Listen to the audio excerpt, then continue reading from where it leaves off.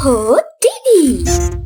तो आज की कहानी है एक जीवित गुड़िया की। प्रताप वर्मा जो इस गांव में राज कर रहे हैं, उनकी इकलौती बेटी अक्षय कुमारी की शादी है।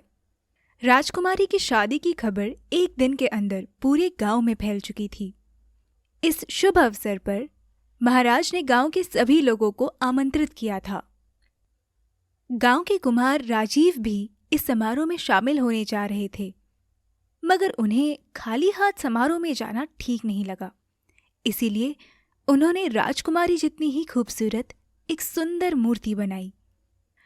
उस मूर्ति को लेकर जब वो समारोह की ओर बढ़ रहे थे, तभी उनकी मुलाकात रास्ते में एक दर्जी से हुई। वो दोनों हम उम्र होने के कारण बातचीत करते हुए जा रहे थे कि तभी एक ब्राह्मण की भी उनसे मुलाकात हुई। उन तीनों की टोली में आखिर में एक सोनार भी जुड़ गए। वो तीनों बातचीत करते हुए लगभग आधा रास्ता तय कर चुके थे। शाम होने पर विश्रांति करने के लिए वो जंगल के बीचों बीच मौजूद एक प्राचीन मंदिर में रुकते हैं। मंदिर की सफाई कर वो तीनों वहां मौजूद प्रसाद ग्रहण करते हैं। वो चारों सोने ही वाले होते हैं कि तभी सोनार कहते हैं, मित्रों, मैं सोच रहा था कि हम सबका एक साथ सो जाना ठीक नहीं होगा। दरअसल इस जंगल में बहुत सारे लुटेरे घूमते हैं और मैं राजकुमारी के लिए बहुत महंगे गहने ले जा रहा हूँ। इसकी देखभाल करनी होगी। हम एक एक कर बारी बारी से सो सकते हैं, क्या कहते हो? अरे हाँ, मैं भी राजकुमारी के लिए बहुत महंगे कपड़े ले जा रहा हूँ। मैंने आप लोगों जितना कोई कीमती तोहफा तो नहीं लिया है, बस ये मूर्ति है मेरे साथ। मुझे नहीं लगता इसे कोई चुराने वाला है, मगर फिर भी मैं बारी बारी से देखभाल करने के लिए तैयार हूँ।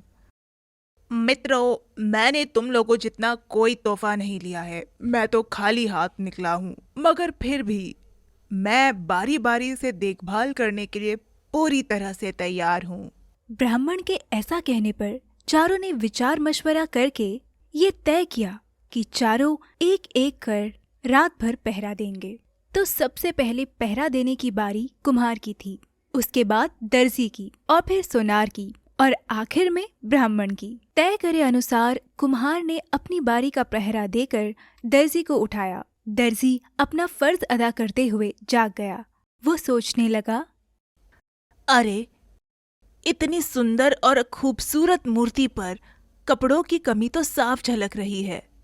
कपड़े पहना देता हूँ।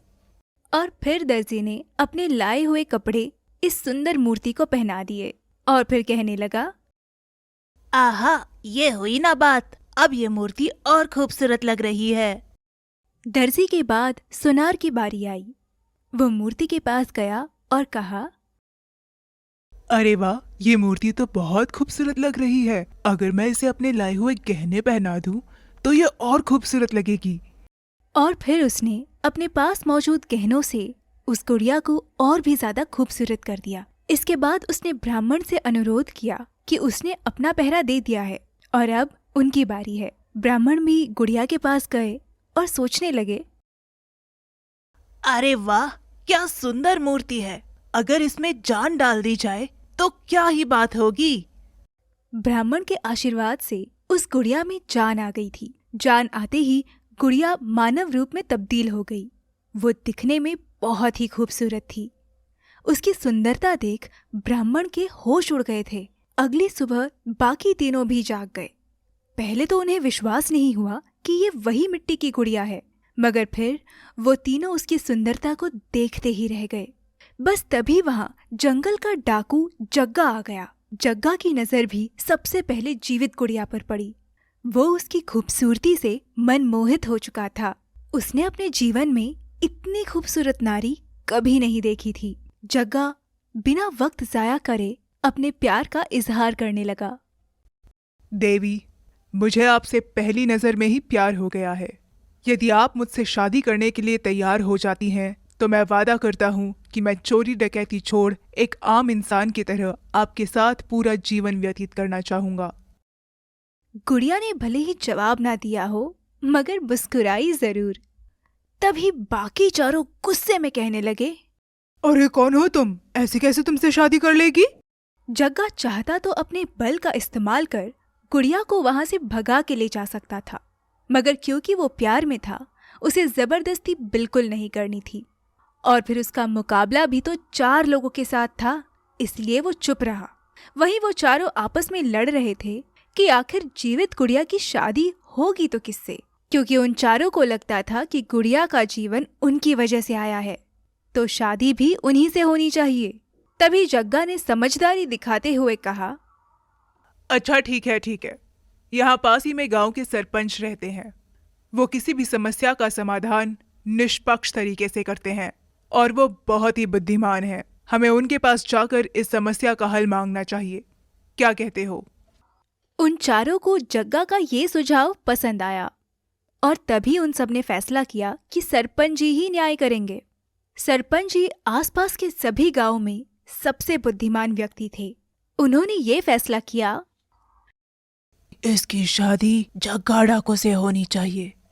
वो चारों इस फैसले से बिल्कुल सहमत नहीं थे और इसीलिए कहने लगे, अरे ऐसे कैसे इस सुंदरी की शादी इस निकम्मे से कराई जा सकती है? इसे मिट्टी से मैंने बनाया था, शादी तो मुझसे होनी चाहिए, तभी न्याय होगा। अरे नहीं नहीं, गुड़िया को सबसे पहले कपड़े मैंने पहनाए थे, अपने महंगे कपड़े। सबसे पहले जज्बात तो उसके मुझसे जुड़े हैं, शादी तो मुझसे होनी चाहिए। नहीं, इस गुड़िया को सबसे कीमती गहने मैंने पहनाए थे। इतने महंगे गहने पहनाने वाला ही उसका पति होना चाहिए, यानी मैं। जरा ध्यान से सोचें, यदि मैं मूर्ति को जीवन का आशीर्वाद नहीं देता तो क्या ये सब मुमकिन हो पाता? शादी मुझसे होनी चाहिए। चारों की बातें सुन जग्गा ने सरपंच जी से कहा, सरपंच जी, मैंने इस लड़की से प्यार केवल इसकी खूबसूरती की वजह से नहीं बल्कि इसके दिल से भी किया है। मैंने पूरे दिल से इसे अपनाया है और मेरे प्रस्ताव रखने पर इन्होंने कुछ कहा तो नहीं मगर मुस्कुराई जरूर थी। आप पूछ लीजिए। ये पूरी बहस सुन सरपंच जी ने जवाब दिया, मेरे फैसले में कोई बदलाव नहीं होगा। इस सुंदरी की शादी जग्गा से ही होगी। मूर्ति बनाने वाला विधाता होता है, भगवान, और भगवान कभी किसी भक्त से शादी नहीं करते। जिसने कन्या को पोशाक पहनाया वो उसका भाई होता है, जैसे श्री कृष्ण ने पहनाया था। जीवन देने वाला पिता होता है और पिता अपनी पुत्री से शादी नहीं करते। आभूषण देने वाला सुनार जरूर शादी कर सकता था, मगर उससे पहले जग्गा ने प्रस्ताव रखा था।